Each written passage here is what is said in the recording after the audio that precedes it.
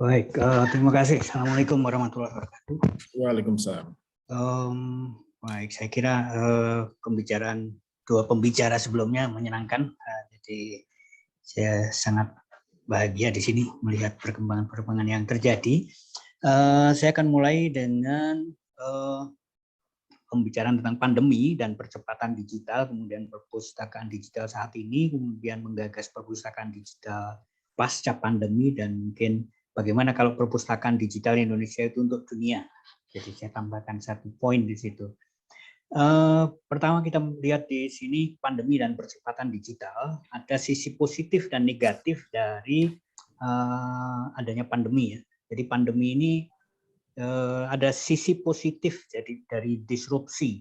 Yang pertama adalah meningkatnya fasilitas hardware dari teknologi informasi karena kita dipaksa untuk menjadi online sehingga kebanyakan dari kita, masyarakat kita ini dituntut untuk mempunyai teknologi informasi dari mobile phone sampai ke desktop. Nah, kemudian juga terjadi perubahan-perubahan kebiasaan yang dulunya itu harus datang, kemudian sekarang tidak perlu datang dan sebagainya. Itu menjadi kebiasaan-kebiasaan baru yang kasat mata yang kita bisa lihat bagaimana orang menghubungi orang lain. Tetapi juga di sisi lain, dari sisi positifnya adalah tech awareness. Jadi kesadaran kita terhadap teknologi. Jadi teknologi ini membuat kita, oh ternyata teknologi bisa membantu kita untuk ini, dan sebagainya. Ini hal yang bagus.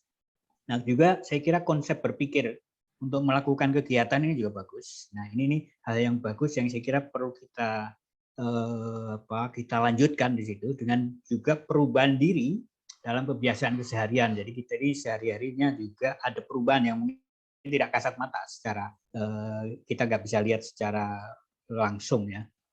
Tapi juga ada peningkatan sumber informasi digital yang ini menarik tadi karena penggunanya juga meningkat, kemudian yang bergabung dari iOS tadi juga semakin meningkat. Ini adalah yang mungkin tidak kasat mata kalau tidak ditunjukkan oleh Mas Fahmi tadi.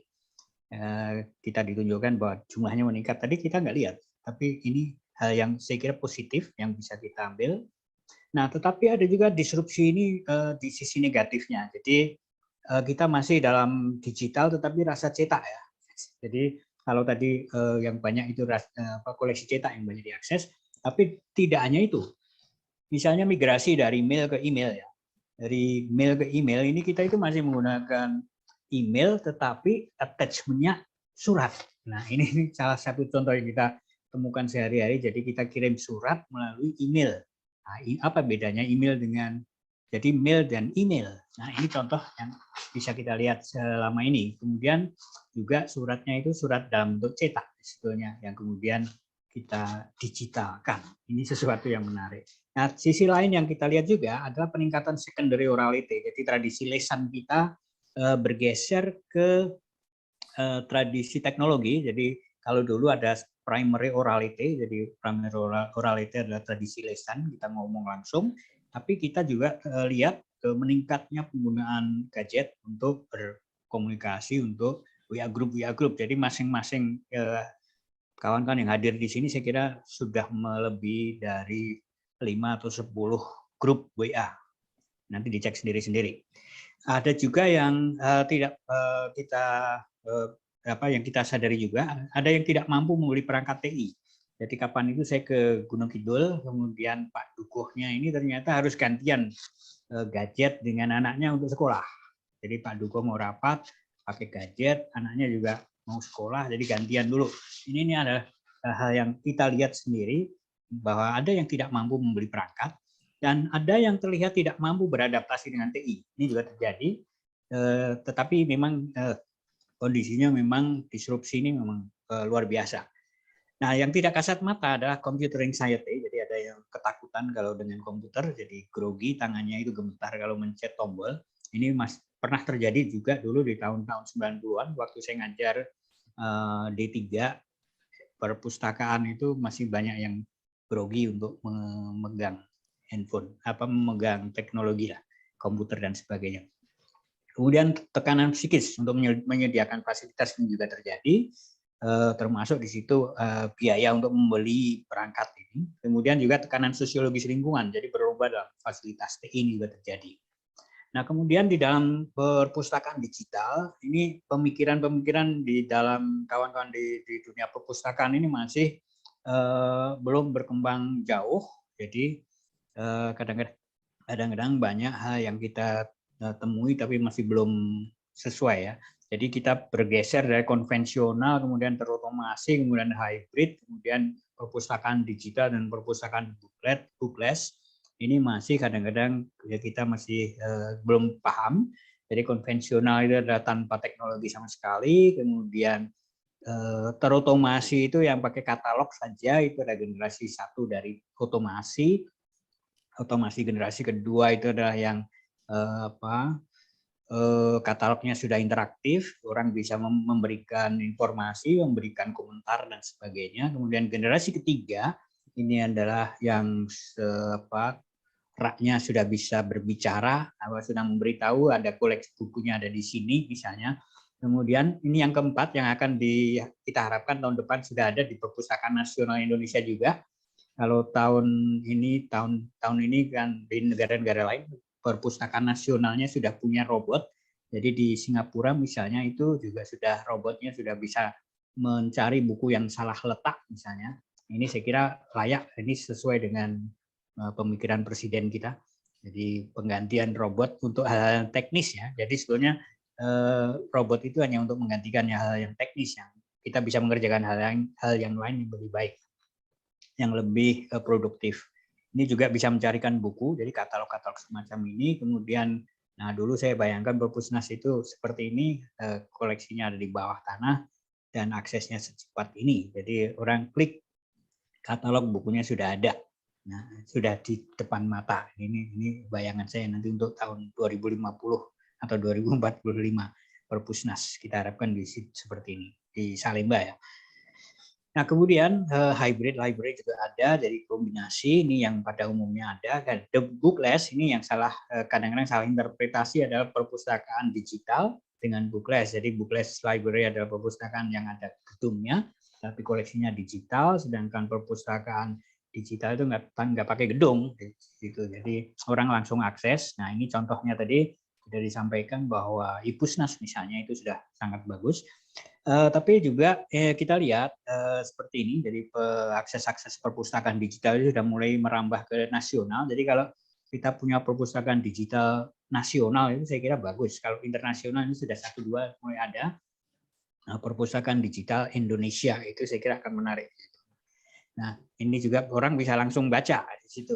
Ini yang tadi juga disampaikan kendala oleh Mas Fahmi tadi bahwa kadang-kadang kita pengen langsung baca tapi nggak bisa. Ini kalau di global digital library kita bisa langsung baca gitu. Apa yang kita lihat dari kita cari bahasa apa, kemudian kita bisa langsung baca. Ini adalah hal yang menarik. Nah, kemudian pemikiran dan pemahaman perpustakaan digital dalam realita ini maaf laptop saya macet sebentar.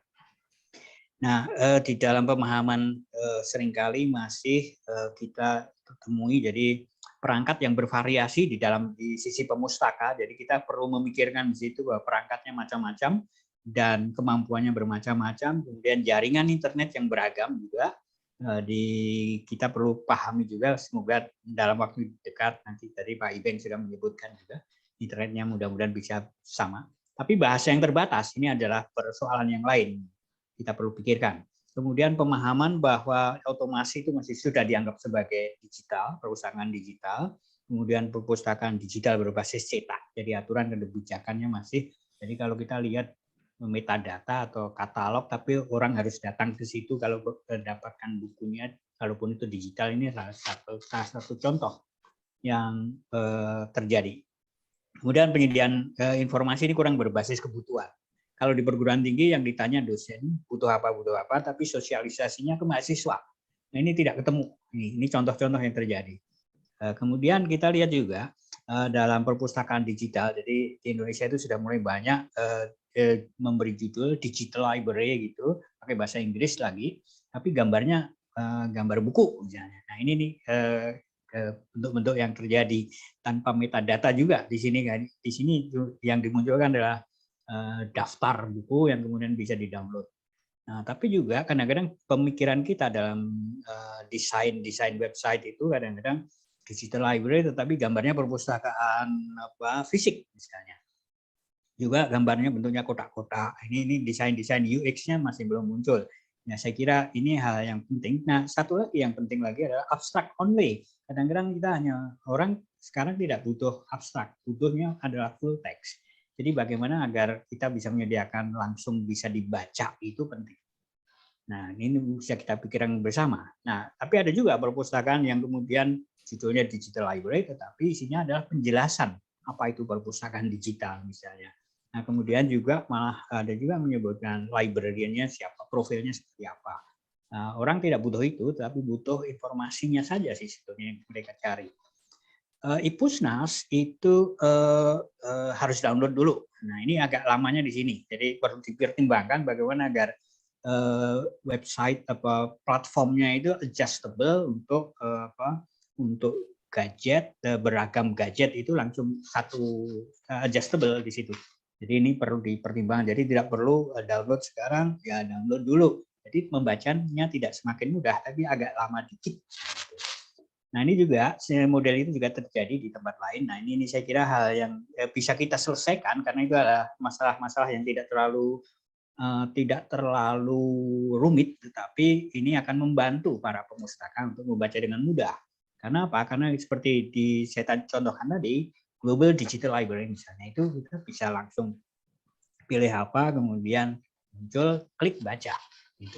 Google juga begitu. Nah, ini hal yang saya kira perlu mendapat pertimbangan. Persoalan di dalam masyarakat yang harus diperhatikan juga adalah perangkat yang bervariasi tadi, kemudian jaringan yang bervariasi, akses instan yang sangat diharapkan, dan juga learning style. Jadi kalau kita pikirkan bersama nanti misalnya disertasi itu harus diserahkan ke Perpusnas, full text dan bisa dibaca, alangkah luar biasanya Indonesia ini bisa berbagi pengetahuan bersama. Tesisnya kalau perlu bisa juga, misalnya gitu. Tidak perlu skripsinya dulu lah, tapi disertasi tesis itu bisa diakses dulu. Ini akan menjadi open access-nya akan jalan dan orang akan lebih mudah mendapatkan pengetahuan. Mas Fahmi juga sudah menuliskan itu persoalan-persoalan yang terjadi tahun 2002 ya. Ini saya kira penting untuk diingat kembali bahwa isu-isunya masih tidak berbeda jauh antara tahun 2002 sampai tahun 2021. Jadi 19 tahun itu nggak begitu banyak perbedaan. Nah, perpustakaan digital pasca pandemi yang kita harapkan adalah bagaimana agar informasi yang kita sediakan itu findable, accessible, interoperable, dan reusable, bisa langsung dimanfaatkan. Yang penting, paling penting adalah reusable-nya itu. Nah, kemudian juga semantic network model, tadi juga disinggung sedikit oleh Deputi 1, jadi sempat membahas tentang semantik. Nah, bagaimana agar kita bisa mendapatkan informasi yang related dengan apa yang dicari itu ada juga di situ misalnya. Kemudian sharing platform, ini saya kira menarik juga, tadi sudah disinggung juga di presentasi sebelumnya tentang hal ini. Kemudian ada UX design factors. Saya kira kita perlu pikirkan user focus, bukan library focus ya. Hampir kebanyakan website-nya itu library focus, librarian focus malah, bukan user focus. Kemudian applicability, kemudian problem solving-nya, emotional design-nya juga ada.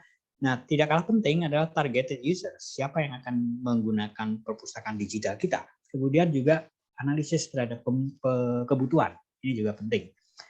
Perilaku ini juga berubah, masyarakat kita sudah berubah perilakunya, kemudian mereka juga membutuhkan inovasi-inovasi sosial dan kultural. Jadi dari perpustakaannya. Jadi perpustakaan ini perlu melihat inovasi, tetapi juga dikaitkan dengan sosial dan kulturalnya itu perubahan-perubahan apa yang terjadi di dalam masyarakat ini harus kita antisipasi. Nah, perpustakaan digital saya pikirkan untuk dunia itu saya kira penting. Jadi kalau tadi 8 juta lebih sudah akses ke IPUSNAS, bagaimana kalau itu bisa memunculkan misalnya setting bahasanya internasional ya. Jadi setting bahasa internasional, ada bahasa Inggrisnya gitu, sehingga orang bisa baca secara dari orang dari berbagai negara bisa baca. Gitu. Ini hal yang penting. Jadi full text, international language misalnya. Kemudian juga tidak hanya outside in, jadi kita membeli saja, tapi juga inside out. Jadi kita punya sumber-sumber informasi di Indonesia yang luar biasa kaya. Ini kita produksi sendiri, pustakawan ini juga perlu belajar bagaimana memproduksi informasi. Misalnya di Jakarta itu informasinya cukup banyak ya, misalnya tentang informasi apapun lah. Di Indonesia cukup banyak. Jadi kekayaan alam itu juga bisa dimunculkan di situ sebagai koleksi visual dan lain-lain. Saya kira ini akan menjadi kekayaan Indonesia yang akan diakses lebih banyak masyarakat dunia. Nah, kemudian juga peningkatan akses, didukung dengan kemudahan akses. Saya kira penting itu kemudahan akses ini termasuk bahasa, kemudian full text, kemudian desain UX dan cara kita meretrieve, menemukan kembali, serta interaktivitas dari interaktivitas kita. Ini hal yang saya kira perlu kita pikirkan bersama ke depan. Saya kira itu yang bisa saya sampaikan. Terima kasih Pak Joko, saya kembalikan. Baik, terima kasih Pak Ida Fajar.